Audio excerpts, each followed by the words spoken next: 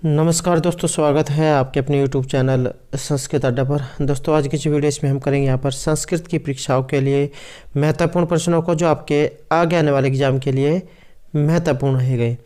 और यहाँ पर जो हम एक क्वेश्चन करने वाले हैं एग्जाम की दृष्टि से महत्वपूर्ण रहेंगे, क्योंकि संस्कृत का कोई सा भी एग्जाम हो इनमें से यही क्वेश्चन जा पूछे जाते हैं और आगे भी जा पूछे जाते रहेंगे। तो जैसे आपका जो आगे यूपी टेट का भी एग्ज़ाम आने वाला है, तो इसके लिए भी जो यहाँ पर ये क्वेश्चन महत्वपूर्ण रहेंगे। और अगर आपने हमारे पहले वाली वीडियो नहीं देखी है तो इसे आप आई बटन पर क्लिक करके देख सकते हैं, या फिर हमारे चैनल की जो प्लेलिस्ट है वहाँ पर जाकर आप तक की जितनी भी वीडियो सभी को आप देख सकते हैं। और वीडियो शुरू करने से पहले अगर आपने अब तक हमारे चैनल को सब्सक्राइब नहीं किया तो सब्सक्राइब कर ले, और साथ में जो घंटे वाले आइकन है उसे जरूर दबाएं, जिससे आपको हमारे आने वाली जो वीडियो है उसकी नोटिफिकेशन मिलती रहेगी। और दोस्तों, वीडियो को लाइक, कमेंट और शेयर जरूर कीजिएगा और हमारे साथ अंत तक बने रहिएगा। और दोस्तों, एक जो है यहाँ पर महत्वपूर्ण जो अपडेट रहेगी, जिसने भी एस्टेट का एग्ज़ाम दिया था तो उसके यहाँ पर इरिस वेरिफिकेशन लिस्ट जो है आ चुकी है। तो उसमें जो आपकी वेरिफिकेशन लिस्ट है, कैंडिडेट लिस्ट है, और जहाँ भी आपकी वेरिफिकेशन होगी वो सेंटर लिस्ट, तो ये जो तीनों आ चुकी है। और इसके ऊपर हमारे द्वारा पहले वीडियो बना दी गई है, तो आप वहाँ जाकर अपनी जो लिस्ट जो है उसे चेक कर सकते हैं। और यहाँ पर जो ये लिस्ट आई है, जिसमें इस लिस्ट जिस कैंडिडेट का भी इस लिस्ट में नाम है उसे वेरिफिकेशन कराना ज़रूरी होगा, तभी जो उसका रिजल्ट आएगा, नहीं तो उसका रिजल्ट रोक लिया जाएगा। तो और उसके पास जो है मैसेज भी ज़रूर आया होगा जिसका ये वेरिफिकेशन कराना ज़रूरी है। और जिसका ये वेरिफिकेशन कराना ज़रूरी है तो इसका मतलब है कि उसका स्टेट का एग्ज़ाम क्लियर हो चुका है।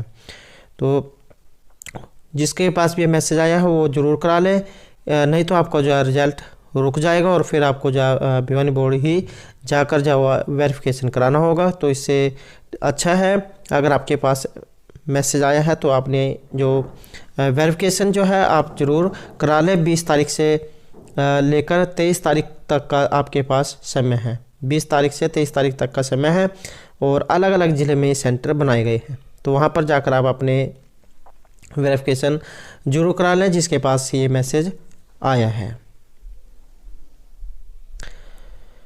तो अब जो हमारे यहाँ पर पहला क्वेश्चन है राजा शूद्रक से। राजा शूद्रक के जो प्रधान जो अमात्य थे इनका नाम क्या था? यह एग्जाम में अगर यहाँ पर पूछ ले जाए अमात्य कौन होते हैं। अमात्य का मतलब होता है मंत्री। और ये जो यहाँ पर घटनाक्रम जो हुआ है राजा शूद्रक, इनका वर्णन कहाँ पर हुआ है? इनका वर्णन हुआ है कादम्बरी में। और कादम्बरी जो है यह है महर्षि बाणभट्ट के द्वारा रचित। और महर्षि बाणभट्ट जो है इनका समय माना गया है 7वीं शताब्दी का पूर्वार्ध। और काव्य विधा में जो है यहाँ पर ये कथा है। उपजीव्य काव्य जो है इसका रहेगा बृहत कथा का सुमनस वृत्तांत। कथानक है इसमें, अर्थात इसके 3 जो भाग है इसमें बटी हुई है। चंद्रपीड़ और पुंडरीक जो उसके 3 जन्म जो उसकी कथा इसमें बताई गई है। और अगर हम महर्षि बाणभट्ट के जीवन परिचय की बात करें तो इनके पर पितामह जो है उनका नाम था पाशुपत। पितामह का नाम है अर्थपति, पिता चंद्रभानु, माता राजदेवी। और कादम्बरी और हर्षचरित ये जो इनकी कृतियाँ हैं। और तुरंग बाण की इनको उपाधि दी गई थी। एग्जाम में इसके कुछ पात्र हैं जो पूछ लिए जाते हैं, जैसे चंद्रपीड़ नायक हैं और कादम्बरी नायिका। ये एग्ज़ाम में क्वेश्चन पूछा जाता है कि ये जो कादम्बरी जो है इसके नायक और नायिका कौन है?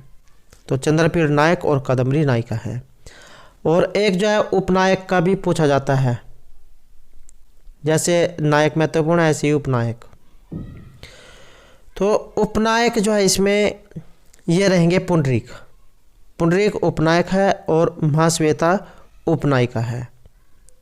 यही ज़्यादातर एग्जाम में पूछा जाता है, क्योंकि ज़्यादातर जो है चंद्रपीड़ और कादम्बरी का तो सभी को पता होता है, लेकिन उपनायक जो है कम ही याद रखते हैं। तो ये आपने जरूर याद रखना है, पुंडरीक उपनायक है और महाश्वेता उपनायिका है। और अन्य जो पत्र है इसमें जैसे सुखनास, जापाली, कपिंजल, पत्तरलेखा, विलासवती, चंडाल कन्या, इंदिरायुध, तो ये सभी जो है इसमें पत्र हैं। और एक जो है यहाँ से इसका जो वर्णन पूछा जाता है कि इसके अंतर्गत कहाँ कहाँ का जो है वर्णन हुआ है।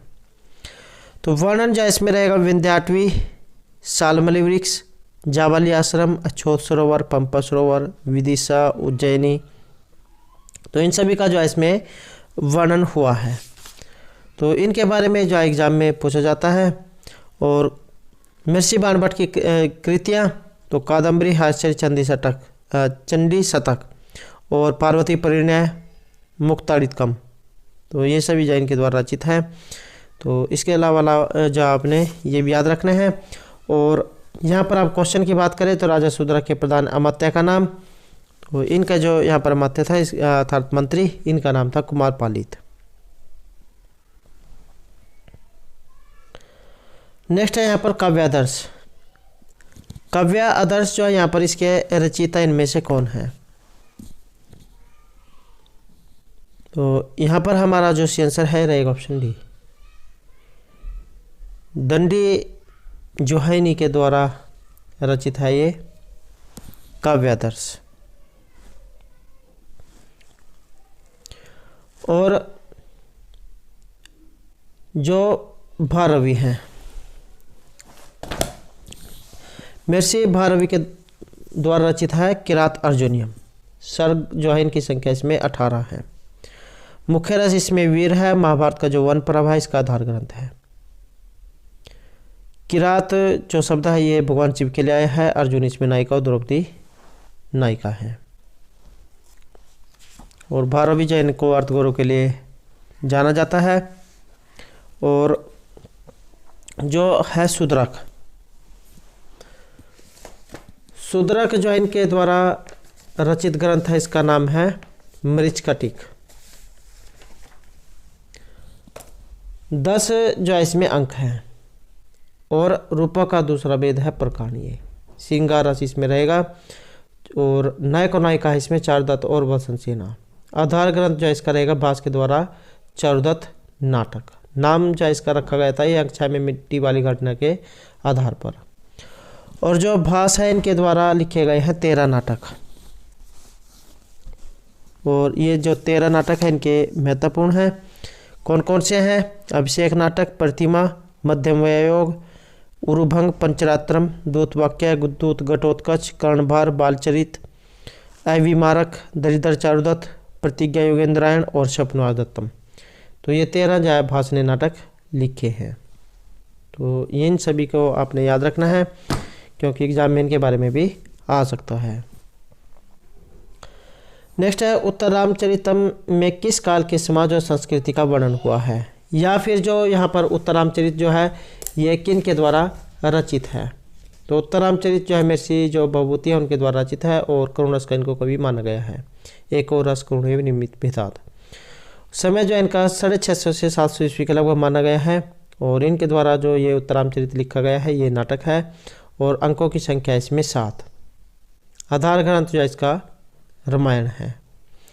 अब यहाँ पर ये किस काल के समाज और संस्कृति के बारे में यहाँ पर बताया गया है? तो इसमें रहेगा रामायण के बारे में। रामायण जो है इसका आधार ग्रंथ है। तो रामायण जो है इसके बारे में यहाँ पर इसमें बताया गया है। और इसके जो अंक है ये एग्जाम में पूछे जाते हैं। तो पहला अंक का नाम है चित्रविधि दर्शन। तीसरा अंक है उसे कहा जाता है छायांक। और 7वां जो अंक है उसे कहा जाता है गर्भांक। अगला क्वेश्चन है निम्न अंकित में से कौन भवभूति की रचना नहीं है? तो महर्षि भवभूति की एक रचना यहाँ पर इनमें से नहीं है। तो ये कौन सी है? तो महावीर चरित, मालती मागव और उत्तरामचरित। तो ये जो यहाँ पर भवभूति की जो है रचना है तो नैषधीयचरित जो यहाँ पर आया है तो ये इनकी रचना यहाँ पर इनमें नहीं है। तो फिर जो है यहाँ पर ये इनमें किन की रचना है? नैषधीयचरित जो है ये श्री हर्ष जो उनके द्वारा रचित है नैषधीयचरित। और काव्य विधा में महाकाव्य है। सर्गों की संख्या इसमें 22। और श्लोक जो है इनकी संख्या इसमें 2830। आधार ग्रंथ जो इसका महाभारत है, महाभारत में भी नलोपाख्यान, श्रृंगार रस है, राजा नल और जो दमयंती उनकी प्रेम कथा इसमें बताई गई है। तो ये जो है आपने जरूर जो है इनके बारे में याद रखना है। यह क्वेश्चन है, श्री कृष्ण द्वारा अर्जुन को प्रदत्त गीता का उपदेश महाभारत के किस पर्व में उल्लिखित है? तो यहाँ पर जो ये पर्व पूछा गया है, और अगर एग्जाम में यहाँ पर इसके बारे में पूछ लिया जाए कि इसमें जो यहाँ पर पर्व टोटल जो पर्व है कितने हैं, तो पर्वों की अगर हम बात करें तो इसमें श्रीमद् भागवत गीता जो है इसमें पर्वों की संख्या है 18। और ये 18 पर्व कौन कौन से हैं? तो पहला जो यहाँ पर ये गीता जो है ये अध्याय में है, तो 18 इसमें अध्याय हैं। और ये 18 अध्याय कौन कौन से हैं? जैसे प्रथम अध्याय का नाम है अर्जुन विषाद योग, द्वितीय अध्याय है सांख्य योग, तृतीय अध्याय का नाम है कर्म योग, चतुर्थ अध्याय का नाम है ज्ञान कर्म संन्यास योग, पंचम अध्याय है कर्म संन्यास योग, षष्ठम अध्याय आत्म संयम योग, सातवां जो अध्याय इसका नाम है ज्ञान विज्ञान योग, आठवां अध्याय का नाम है अक्षर ब्रह्म योग, नौवां अध्याय है राजविद्या राजगुह्य योग, 10वां अध्याय का नाम है विभूति योग, 11वां अध्याय है विश्व रूप दर्शन योग, 12वां अध्याय का नाम है भक्ति योग, 13वां जो अध्याय इसका नाम है क्षेत्र विभाग योग, 14वें अध्याय का नाम है गुणत्रय विभाग योग, 15वें का नाम है पुरुषोत्तम योग, 16वां रहेगा देव असुर संपत्ति विभाग योग, 17वें का नाम है श्रद्धा त्रय विभाग योग, और 18 जो है इसका नाम है मोक्ष संन्यास योग। तो इस प्रकार से जो यहाँ पर जो गीता जो है श्रीमद् भागवत गीता इसमें 18 अध्याय है। अब श्री कृष्ण के द्वारा अर्जुन को प्रदत्त गीता का उपदेश महाभारत के किस पर्व में ये उल्लिखित है? महाभारत किस में है? महाभारत जो है ये पर्वों में है, और इसमें कितने पर्व हैं? इसमें भी 18 पर्व हैं। अब ये यहाँ पर जो गीता उपदेश है ये किस पर्व में है? तो गीता उपदेश जो है ये रहेगा भीष्म पर्व में। तो यह आपने याद रखना है। स्त्री जो पर्व है इसमें 100 कुल स्त्रियों के विलाप का वर्णन है, विराट पर्व में पांडवों के अज्ञातवास का वर्णन है, और जो शांति पर्व है इसमें युधिष्ठिर के मोक्ष संबंधी प्रश्नों का भीष्म के द्वारा उत्तर दिया गया है।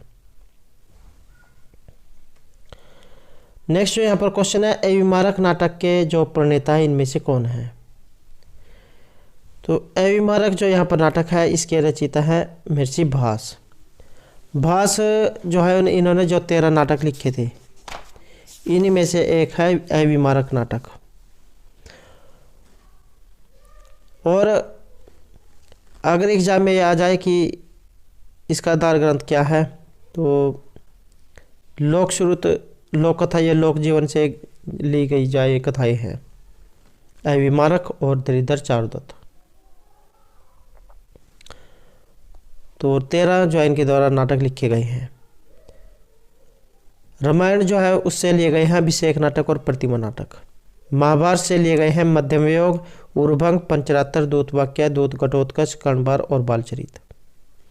लोक कथाओं से लिए गए हैं अविमारक और दरिद्र चारुदत्त, और उदयन कथा जो है उस पर आधारित है प्रतिज्ञा योगेंद्र नारायण और शिवनवास दत्तम। नेक्स्ट है 10 कुमारों के चरित्र का वर्णन किसने किया है? तो 10 जो राजकुमार हैं इनका वर्णन किया था महर्षि दंडी ने। 10 कुमार चरित जो काव्य है, कथा काव्य विधा में कथा है, और दंडी जो है इनके द्वारा रचित है 10 कुमार चरित। 10 राजकुमार जो उनका बारे में इसमें बताया गया है, और महर्षि दंडी जो इनका समय माना गया है 600 ईस्वी के लगभग। आधार ग्रंथ जो इसका रहेगा गुणाढ्य की बृहत कथा। सरग अंकों का अगर हम बात करें तो 3 खंड जो है इसमें बटी हुई है, पूर्व पीठिका, 10 कुमार चरितम और उत्तर पीठिका। रस जो है इसमें श्रृंगार है। नायक और नायिका की अगर हम बात करें तो राजवाहन इसमें नायक और अवंती सुंदरी जो है इसमें नायिका है। शैली वैदर्भी शैली का प्रयोग हुआ है, वैदर्भी शैली और प्रसाद और माधुर्य गुण इसमें रहेगा। तो 10 राजकुमार जो उनके बारे में इसमें बताया गया है। नेक्स्ट है यहाँ पर महेश्वर। महेश्वर जो सूत्र है इसमें कौन सा वर्ण सूत्रांत में 2 बार प्रयोग हुआ है? महेश्वर सूत्र अर्थात जो भगवान शिव जो थे उनके डमरू से जो सूत्र जो निकला थे 14 इनकी संख्या थी, 14 महेश्वर सूत्र इन्हें कहा जाता है। और इनमें से कौन सा वर्ण है जो 2 बार प्रयोग हुआ है? तो ये है ऑप्शन डी यहाँ पर अणा। अणा कौन कौन से में 2 बार आया है? एक तो पहले वाला ही है आई ऊन,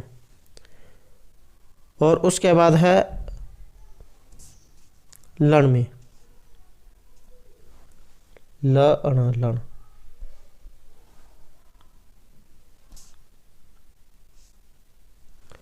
और 14 जो यहाँ पर आए हैं कौन कौन से हैं? अयुण, रिलिरिक, एयोंग, एयोच, हैवरट, लण, यमगणम, जब्या, गड़गस, जबगरदस, खप, छठत, चढ़तव, कप्या, ससर और हाल। तो इस प्रकार से इनकी संख्या 14 है। और 2 बार जो यहाँ पर आया है ये अण वर्ण आया है अयुण में और लण में। नेक्स्ट है मंगलाचरण के प्रकारों में कौन सा एक यहाँ पर नहीं है? तो मंगलाचरण में एक नहीं है, तो यह है उपासनात्मक।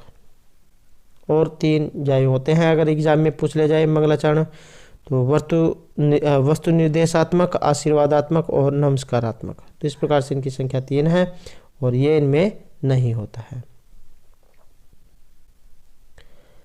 नेक्स्ट है यहाँ पर स्वर प्रत्याहार के अंतर्गत आने वाले वर्ण इनमें से नहीं है। तो प्रत्याहार जो है इनकी संख्या मानी गई है 44 अगर एग्जाम में आ जाए, और वरदराज जो है उनके अनुसार 42 है। तो यहाँ पर स्वर प्रत्याहार पूछा गया है, स्वर प्रत्याहार के अंतर्गत आने वाला वर्ण इनमें से एक नहीं है। तो ये जो यहाँ पर र जो आया है ये इनमें नहीं है।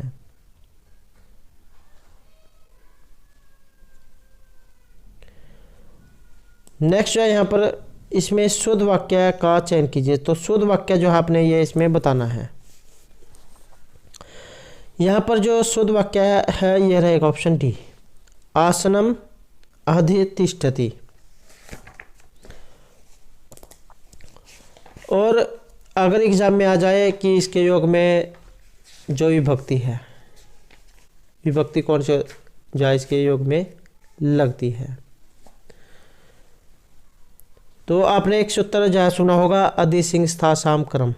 सिंह स्था और आस धातुओं के पूर्व यदि अधि उपसर्ग लगा हो तो इन क्रियाओं का आधार क्रम होता है।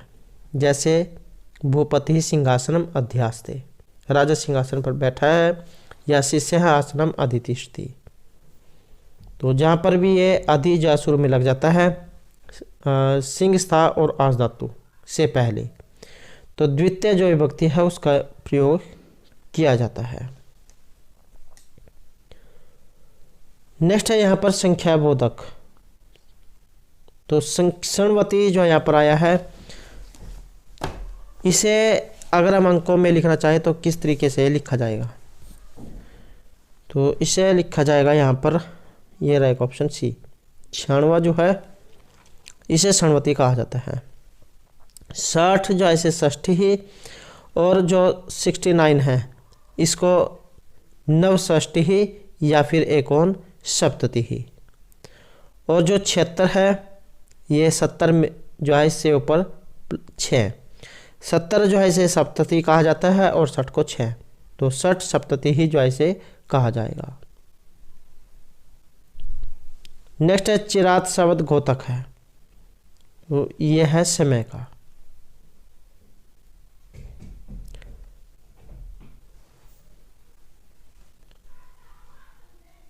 नेक्स्ट रहेगा जटाबी यति ही, या फिर एग्जाम में आता है जटाबी ताप से है। तो इस वाक्य में प्रयुक्त तृतीय विभक्ति विधायक सूत्र है, तो तृतीय करने वाला सूत्र जहाँ पर कोई लक्षण चिन्ह जो दिखाई देते हैं, तो इत्थम भूत लक्षण एक सूत्र है जो यहाँ पर इसमें लगता है, इत्थम भूत लक्षण है। तो जिस लक्षण चिन्ह से किसी व्यक्ति या वस्तु का ज्ञान होता है तो उसे लक्षण बोधक शब्द में तृतीय विभक्ति होती है। जैसे जटा ताप से है, जटाओ से तपस्मी मालूम पड़ता है, तो ये इसका उदाहरण है। और जो यहाँ पर आया है सहयुक्त प्रधाने, सह साकम सार्धम समम के साथ वाले शब्दों में तृतीय विभक्ति होती है, जैसे शिष्य गुरुणा स विद्यालयम गच्छति। और जो ये हेतु आया है, हेतु का मतलब होता है कारण, तो हेतुवादक जो शब्द होते हैं उसमें तृतीय विभक्ति का प्रयोग होता है, जैसे सह अध्ययनेन वस्ति या विद्या या सह भवति। और कर्तृ कर्णयोः तृतीया, इस सूत्र के द्वारा तृतीय विभक्ति होती है, जैसे रामेण बाणेन हतोबाली या गोपालः जलेन मुखम प्रक्षाल्यति।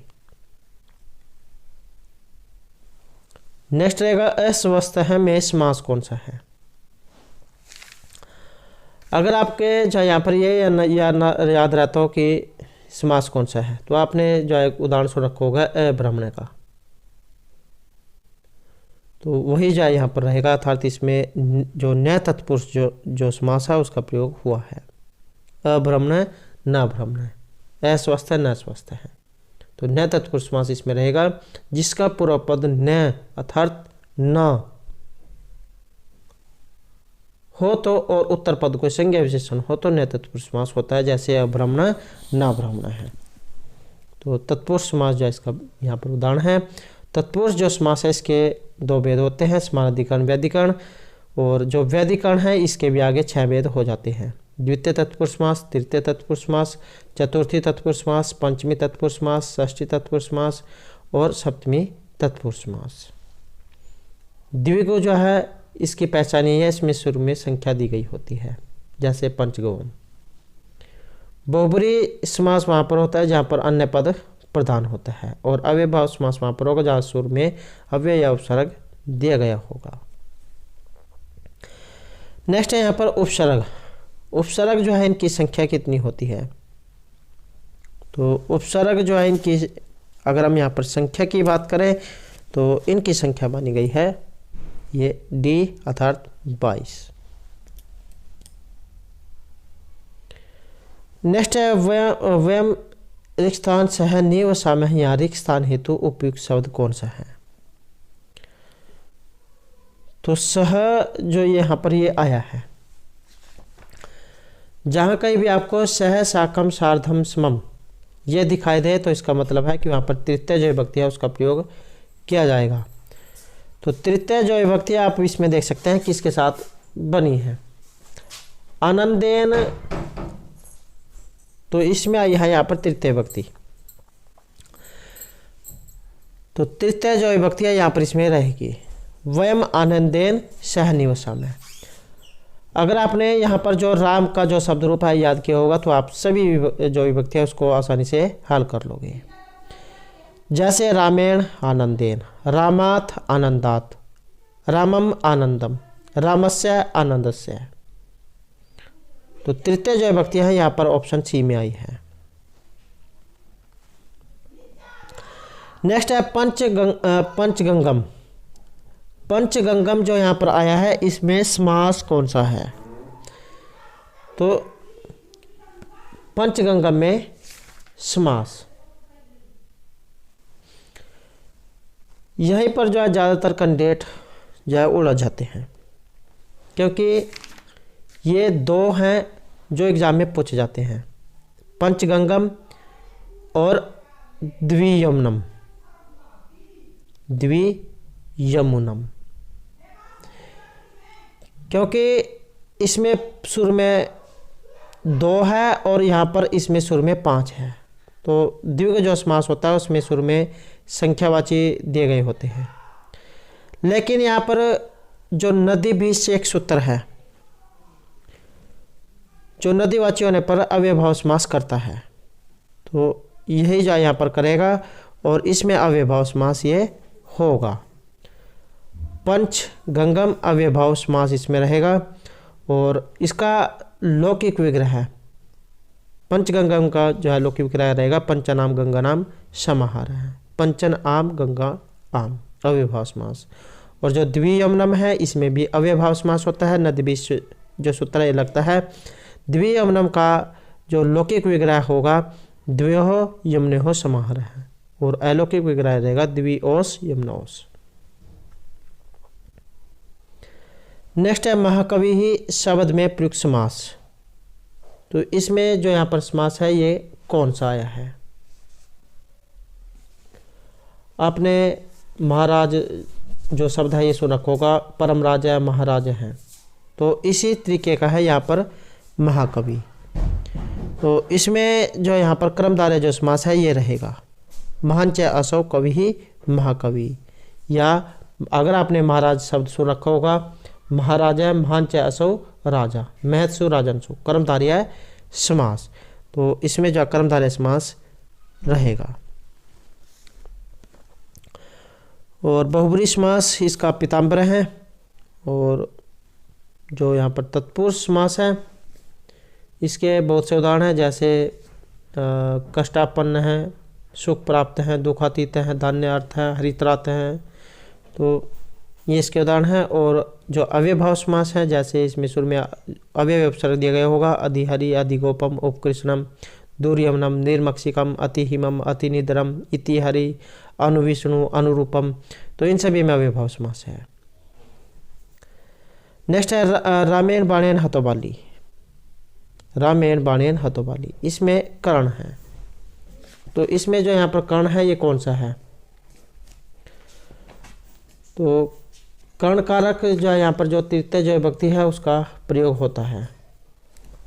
तो यहाँ पर जो हमारा सी आंसर है रहेगा ऑप्शन बी, रामेण बाणेन हतोबाली। तो बाण चाहे कर्ण कारक, और राम इसमें मारने वाला है अर्थात करता है, बाली इसमें कर्म है, और मारने की जहाँ यहाँ पर ये हत जो आया है ये इसमें क्रिया हुई है। और एग्ज़ाम में अगर कर्ण संज्ञा पूछ ली जाए तो साधकतमम कर्णम क्रिया सिद्ध प्रकृष्ट उपकारकम कर्ण संज्ञम स्यात्, कर्ण संज्ञा इसमें रहेगी। और कर्ति कर्णयोः तृतीया जो सूत्र है इसके द्वारा तृतीय विभक्ति इसमें रहेगी। तो इसमें जो यहाँ पर हमारा जो आंसर है ये रहेगा ऑप्शन बी, बाण। नेक्स्ट है भीतरर्थनाम भय हेतु, सूत्र का उदाहरण है। तो इसका जो यहाँ पर उदाहरण है इनमें कौन सा है? तो जहाँ पर ये डरने वाले जो आती हैं भीतरर्थनाम भय हेतु, भय और रक्षा वाली, तो इसके जो योग में पंचमी जो विभक्ति है उसका प्रयोग किया जाता है। तो भय और रक्षा अर्थ वाली धातुओं के साथ भय के कारण पंचमी विभक्ति होती है। तो इसमें पंचमी अब यह किस में रहेगी? तो जहाँ पर भय या रक्षा वाला आया है तो इसमें ऑप्शन ए में सिर्फ आया है भय या रक्षा वाला, रक्ष माम पापात्, हमारी पाप से रक्षा करो। या इसका उदाहरण जैसे असज्जनात् कस्य भयं न जायते, या बालकः है सिंहात् बिभेति। तो ये जो इस सूत्र के उदाहरण हैं भीतरर्थनम भय हेतु।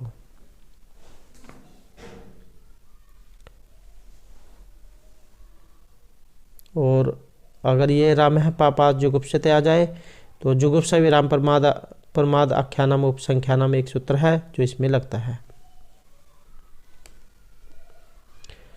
नेक्स्ट है करुण रस का यहाँ पर स्थायी भाव।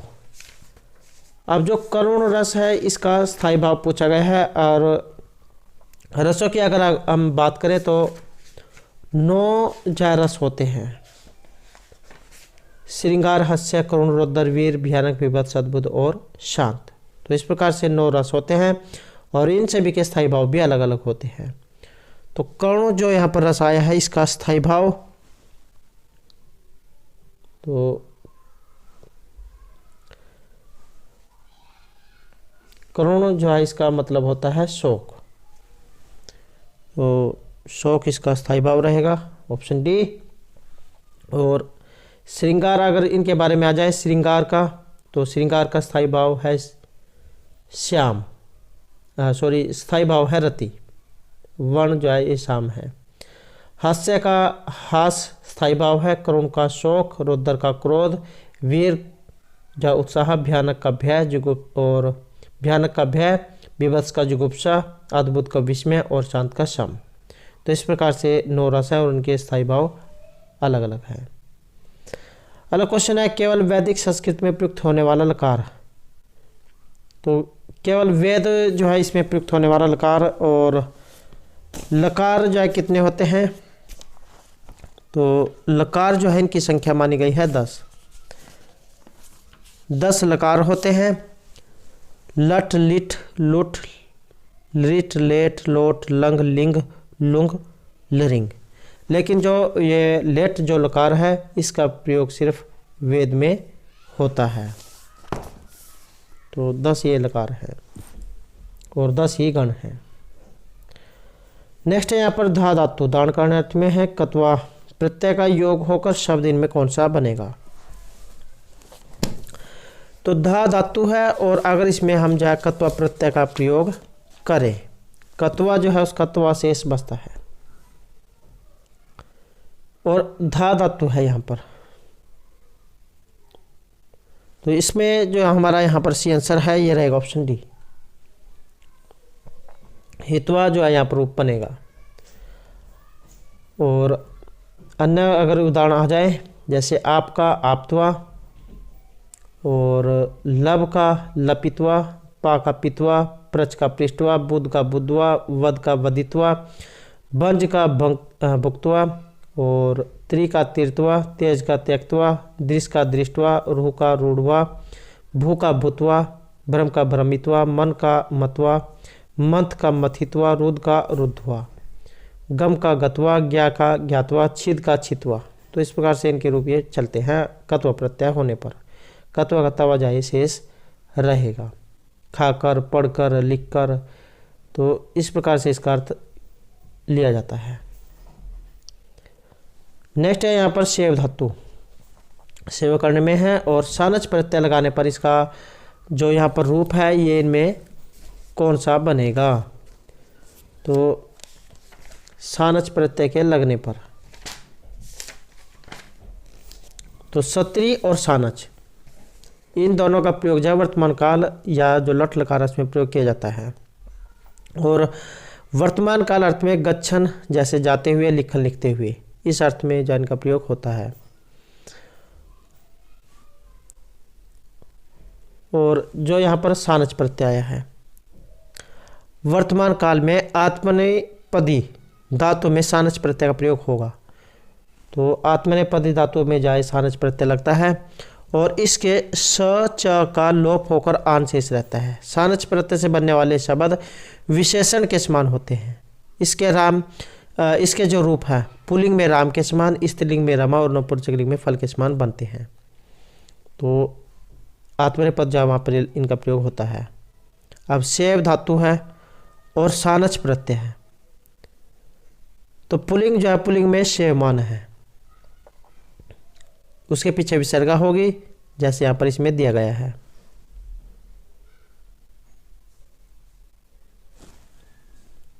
ये सेवमान है। तो ये तो बनेगा इसका पुल्लिंग में। अगर एग्जाम में स्त्रीलिंग आ जाए तो विसर्गा की जगह की मात्रा लग जाएगी, सेवमान आ जाए इसका बन जाएगा। और अगर एग्जाम में जो नपुंसकलिंग है ये आ जाए तो सेवमानम जाए ये बन जाएगा, माँ और हलंत हो जाएगा सेवमानम ये बन जाएगा। पच का पचमान है, पचमाना पचमानम। मुद का मोदमान है, मोदमाना मोदमानम। ऐसे ही विद्यमान है, विद्यमाना विद्यमानम। वृत्त का वर्तमान है, वर्तमाना वर्तमानम। कंप का कंपमान है, कंपमाना कंपमानम। तो इस प्रकार से जो सानच जो प्रत्यय है ये लगने पर रूप बनते हैं और आत्मनेपदी जो धातु इसमें इनका प्रयोग किया जाता है। नेक्स्ट यहाँ पर उच्च प्राथमिक स्तर या जो गद्य शिक्षण जो है इसका उद्देश्य यहाँ पर एक नहीं है। तो गद्य शिक्षण का एक उद्देश्य इनमें से नहीं है, ये रहेगा ऑप्शन डी यहाँ पर।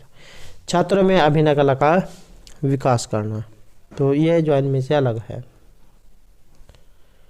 नेक्स्ट है पहले नियम बताकर उदाहरण दिया जाता है। तो पहले नियम बताया जाएगा और बाद में उदाहरण। इसे आप आसानी से याद रख सकते हैं।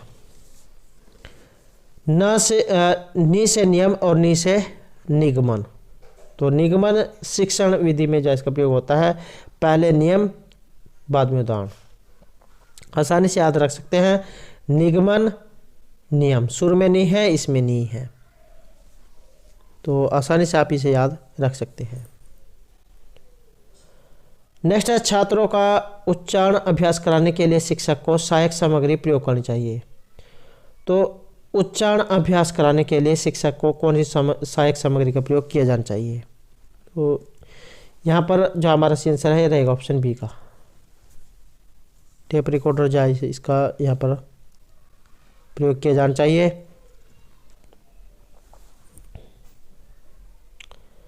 नेक्स्ट है संस्कृत में कथा या कहानी शिक्षण का उद्देश्य नहीं है। तो कथा कहानी शिक्षण का उद्देश्य इनमें से नहीं है, तो ये रहेगा ऑप्शन बी यहाँ पर, छात्रों को संस्कृत आधुनिक ज्ञान से परिचित कराना। संस्कृत शिक्षण की एक विधि कहानी शिक्षण भी है, जो यह उद्देशित करते हैं कि कहानी शिक्षण में बच्चों में कल्पना शक्ति को विकास करना प्रमुख उद्देश्य हो जाता है, और इस तरह छात्रों की तर्क शक्ति को विकसित करना, छात्रों का उत्तम चरित्र निर्माण करना बीच में सम्मिलित हो जाते हैं। तो यहाँ पर जो ये ऑप्शन बी जो है ये हमारा इसमें सी आंसर रहेगा। नेक्स्ट है उच्च प्राथमिक स्तर पर छात्रों की परीक्षा प्रणाली उपयुक्त होगी। तो उच्च प्राथमिक स्तर पर यहाँ पर पूछा गया है, तो हाई लेवल अर्थात उच्च प्राथमिक, तो इसमें रहेगा ये ऑप्शन डी, लिखित और मौखिक दोनों रूप में। कारण है कि प्राथमिक स्तर पर केवल लिखित परीक्षा प्रणाली तो हो सकती है, परंतु उच्च प्राथमिक स्तर पर शिक्षा प्रणाली कुछ विकसित होने लगती है, इसलिए स्तर पर जो है परीक्षा प्रणाली लिखित और मौखिक दोनों उपयुक्त रहेगी। तो दोस्तों ये थे हमारे आज के यहाँ पर संस्कृत की परीक्षाओं के लिए कुछ जो महत्वपूर्ण प्रश्न जो आपके आगे आने वाले एग्जाम के लिए महत्वपूर्ण आएंगे। और दोस्तों अगर आपने अभी तक हमारे चैनल को सब्सक्राइब नहीं किया तो सब्सक्राइब कर ले, और हमारे साथ अंत बनाने के लिए धन्यवाद।